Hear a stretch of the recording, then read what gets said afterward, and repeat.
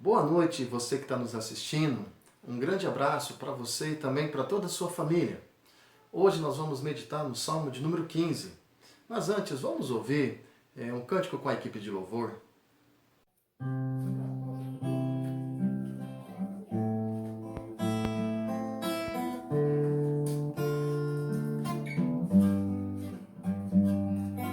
Vim só pra te adorar, vim só pra dizer te amo, ó Pai, és tudo para mim e eu exalto teu nome, eu exalto teu nome, eu exalto teu nome, ó Pai.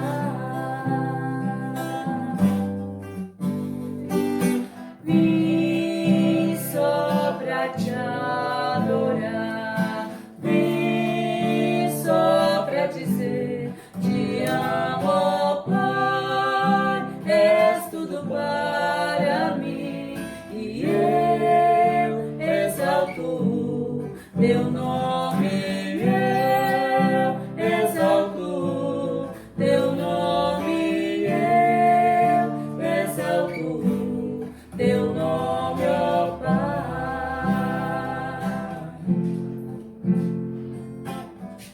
Só nosso Deus é digno de toda honra, de toda glória, todo louvor.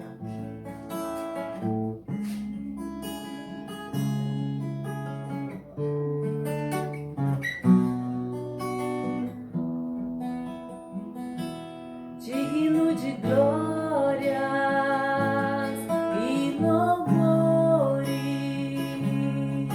levantemos nossas mãos, te adoramos, ó Senhor. Digno de glórias e louvores, levantemos nossas mãos, te adoramos, ó Senhor, porque grande és tu, maravilhas fazes tu, não há outro igual a ti, não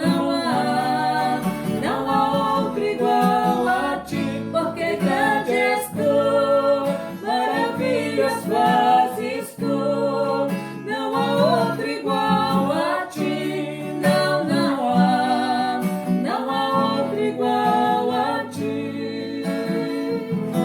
Digno de glórias e louvores, levantemos nossas mãos, te adoramos, ó Senhor.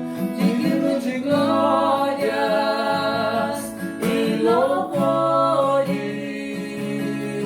levantemos nossas mãos, te adoramos, ó Senhor, porque grande és tu, maravilhas fazes tu, não há outro igual a ti, não há outro igual a ti, porque grande és tu, maravilhas fazes tu, não há outro igual a ti, não há outro igual a ti. Amém, glória a Deus. O Salmo de número 15 diz assim: Quem, Senhor, habitará no teu tabernáculo? Quem há de morar no teu santo monte?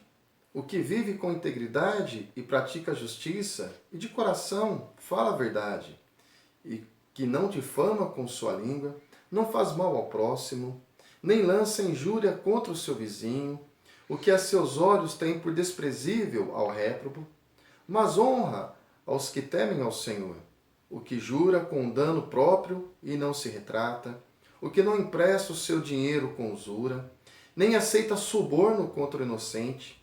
Quem deste modo procede não será jamais abalado. O salmista ele está preocupado com as condições em que o homem e a mulher podem viver na presença de Deus. Ele começa com uma pergunta ele responde a sua pergunta e ele termina como uma afirmação. E é por isso que eu quero meditar com vocês no seguinte tema: a vida cristã. E então ele começa com uma pergunta: quem, Senhor, habitará no teu tabernáculo? Nós sabemos que no passado a Arca da Aliança ficava na tenda, no tabernáculo. E a arca simbolizava a presença de Deus, a Shekinah de Deus. Provavelmente Davi escreveu esse salmo quando a arca voltou novamente para a casa de Davi. Saiu da casa de Obed-edom, que está lá em 1 Crônicas, capítulo 15 e 16. Depois vocês dão uma lida. Leem essa história, ela é fantástica. Nós vemos o poder de Deus ser manifestado na vida do seu povo.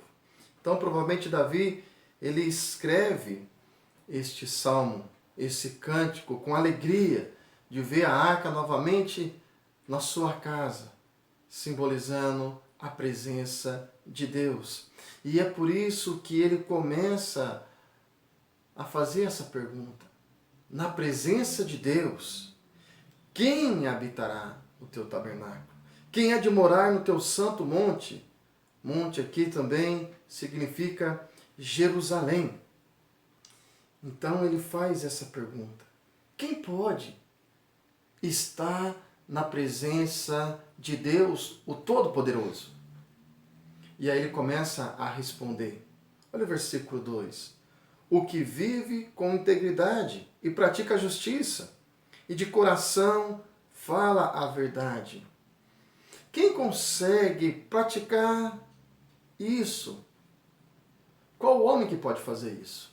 O único homem que conseguiu praticar todas essas coisas foi Jesus Cristo. Ele foi o único que pôde estar na presença de Deus com todas essas qualidades. Porque o homem, ele é pecador. Por isso que hoje eu e você podemos estar na presença de Deus por causa de Cristo. Porque ele conseguiu cumprir tudo isso, o que Davi está falando. E é por isso que diante de Deus, nós só podemos estar através de Cristo Jesus. É Cristo que dá o livre acesso para nós diante do Pai. Porque nós somos pecadores. E em Cristo Jesus, nós somos nova criatura. E em Cristo Jesus, então, nós podemos estar na presença do Pai. E aí, com todas as nossas lutas individuais, nós começamos agora, em Cristo Jesus, a ter uma vida e lutar para ter uma vida íntegra diante de Deus. E com todas as lutas, continuar a praticar a justiça e de coração falarmos a verdade. Somente em Cristo podemos fazer tal coisa. Porque é em Cristo Jesus, porque é Ele que toca nos nossos corações para termos uma vida santa. Buscarmos a nossa santificação. E o versículo 3 coloca o seguinte: o que não difama com sua língua, não faz mal ao próximo, nem lança injúria contra o seu vizinho. Olha só, ele está falando o seguinte: olha, que a nossa língua não seja maldição para a vida das pessoas, mas que a nossa língua seja para fazer o bem, para não fofocarmos, mas pelo contrário, que a nossa língua seja bênção na vida das pessoas, dos vizinhos, das pessoas que estão próximas de nós. E o versículo 4: o que a seus olhos tem por desprezível ao réprobo. O que quer dizer isso? Aquela pessoa que ela é maldosa, ela tem que ser banida da sociedade, entendam bem isso. Que Davi está falando o seguinte, que os nossos olhos têm que ser desprezíveis para aquelas pessoas que fazem maldade.